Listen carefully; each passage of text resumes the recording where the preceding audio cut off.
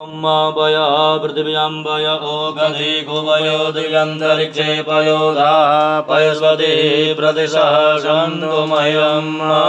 पयस्नानयं दधिग्रामणो अकारिकं कृष्णोरसस्य वाजिनः सुरभिनो मुखाग्रवृण आयुङ्गितारिखत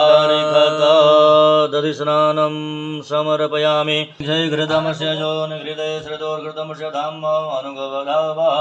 माधस्वाहा कृतं वृषभवक्षिहानं श्रीभगवते साम्ब सदाशिवाय नमः शुद्धोदकेन स्नानं समर्पयामि धवः माधवीर्नः सन्दवोखधे मधुनग्नमुदो घसो मधुमत्पार्थिवगुं रजः दगुं सूर्ये शन्दगुं समाहितम् अपागुं रसस्य जो रसस्तम्भो गृह्णामुक्तमल्यो बाणव उत अनेसन्नस्य च इकवः पुरुषनिखङ्गतिः स्नानं समर्पयामि श्रीभगवते साम्ब सदाशिवाय नमः राजाधिराजाय महाराजाय नमः श्री